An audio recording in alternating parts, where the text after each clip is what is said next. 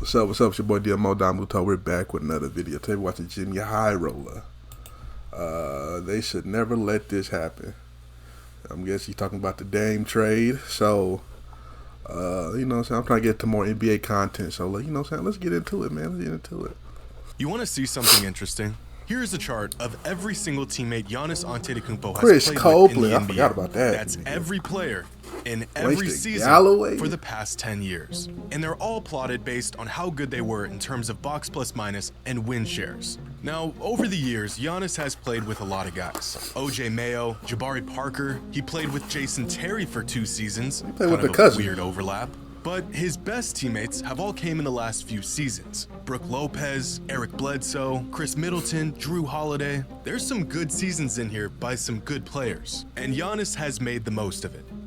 And then, there's his new teammate, Damian Lillard, who will easily be the best player he's ever played with. The NBA's got a new super team, and right now, they're the favorites to win it all. My first pick gonna be Damian Lillard. Of course. Today's video is sponsored by SeatGeek. That was you With telling me he football was season upon us and tampering. basketball right around the corner, save yourself the time and hassle of looking for good tickets and killer deals. Jimmy, and get $20. Good for you, Jimmy. As a Blazers fan, I've seen some dark days. Days I wouldn't wish on my worst enemy. I saw my team rally their way Blazers to the fan, Jimmy? conference Come on, finals man. for the first time in 2 decades, just to get swept and never return. I've had to watch the player that we passed up on turn into an all-time great, while the guy we picked couldn't even stay on the court. I watched Brandon Roy blossom into a star, and then retire I had some tough literally times in 50 Portland, games man. later due to injuries. This is enough to make a man go insane.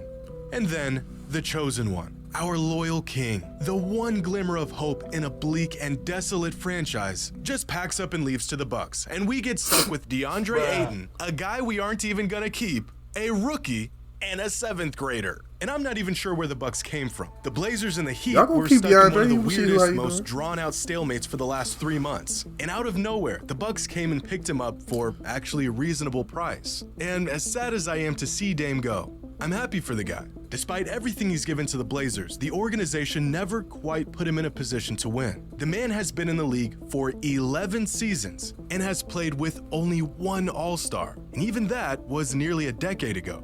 In fact, throughout his career, That is Dame crazy. has made 7 All-NBA teams, a feat only 46 players throughout the history of the NBA have accomplished. And out of these players, only 13 of them never won a championship in the NBA. Damn. And these 13 players, whether active or retired, are all regarded in the same dismissive fashion. All-time greats who never won a ring. Only 4 of them are active today: Chris Paul, James Harden, Russell Westbrook, and Damian Lillard. And all 4 of them have reached the same point in their careers. Don't be the guy who had a stellar career with all the awards and achievements, but no championship to show for it.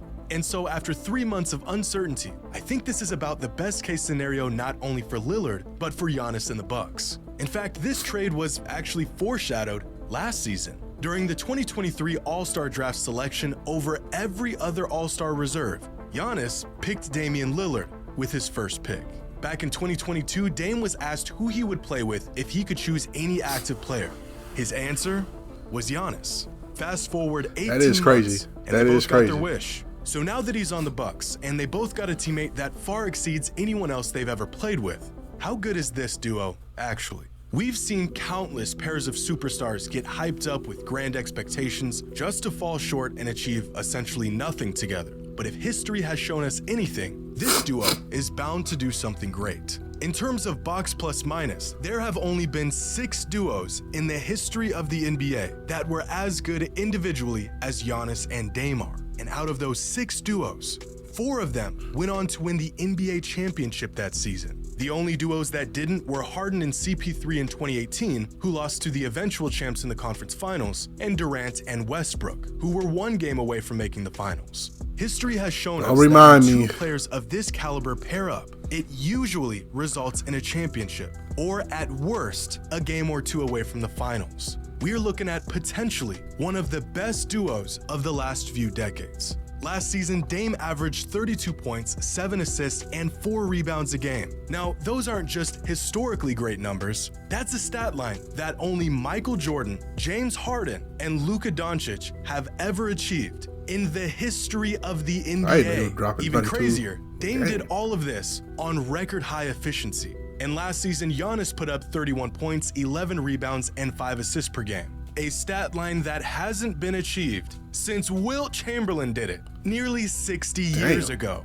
We all know just how dominant Giannis is, but I think spending the last decade in the shadow of arguably the greatest point guard ever has made Dame one of the most underrated stars in the league. Both of them are coming off of historically great seasons. We haven't seen a pair like this since KD joined Steph and the Warriors back in 2017. In fact, the last time in modern NBA history two volume scorers of this caliber paired up was never.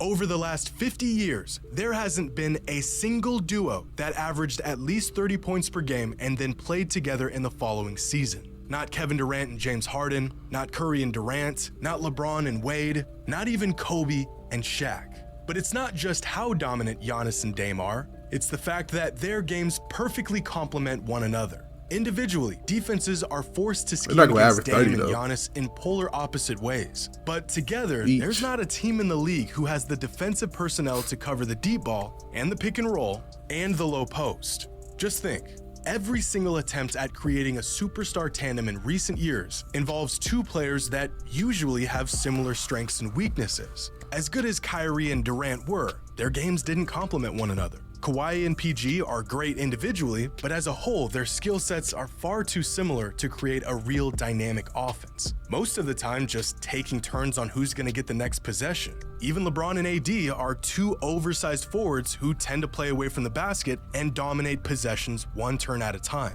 For the exact opposite reason, this is why I think the duo of Jamal Murray and Nikola Jokic work so well. Two completely different but compatible playstyles. Aside from Murray, who isn't quite a superstar, and Jokic, the last time we saw a duo that was made up of two megastars with complementary skills and Murray played the regular season like he did in the playoff. That nigga be a multi Damian Lillard's demand to be traded wasn't some breach of loyalty. It was an attempt to regain control of his career and earn a real chance at winning like many others before him have done. How many all-time greats put their loyalty first and foremost and paid the price because of it? Guys like Reggie Miller, Dominique Wilkins, Patrick Ewing, generational talents whose careers get lost in the shuffle because they've never climbed to the top of the mountain. They never overcame the final obstacle and won an NBA championship.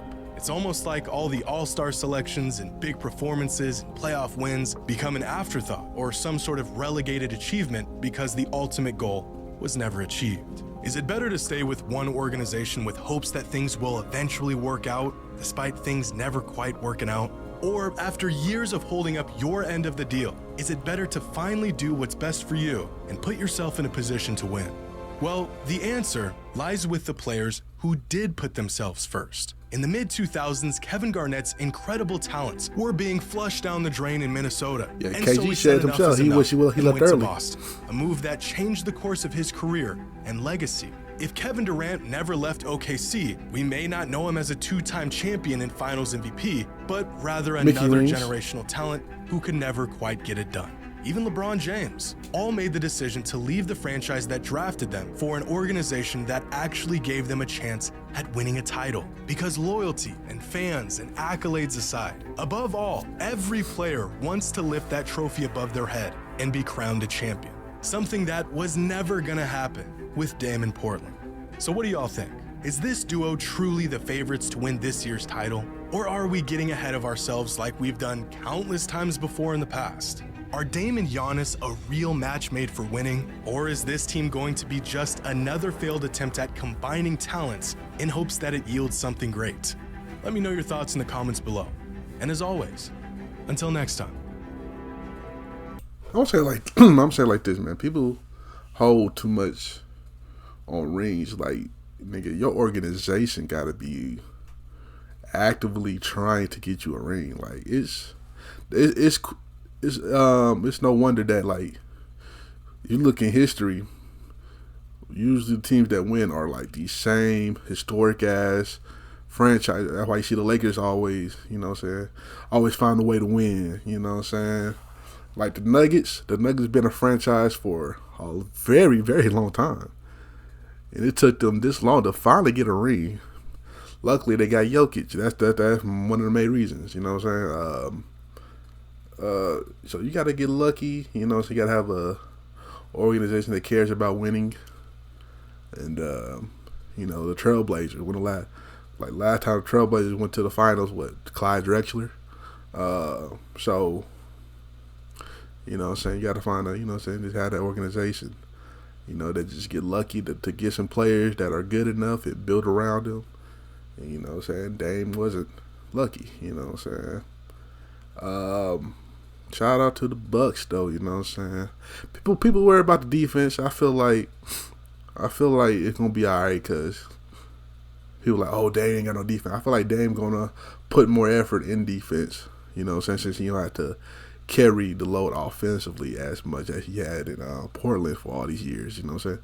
Like, I think that's really a thing, so we'll see, you know what I'm saying? Of course, he ain't Drew Holiday on defense, but I'm pretty sure he'll put more effort in defense, you know what I'm saying? So, anyway, you like my reaction, so like, comment, subscribe, and I'll catch you next time. Peace.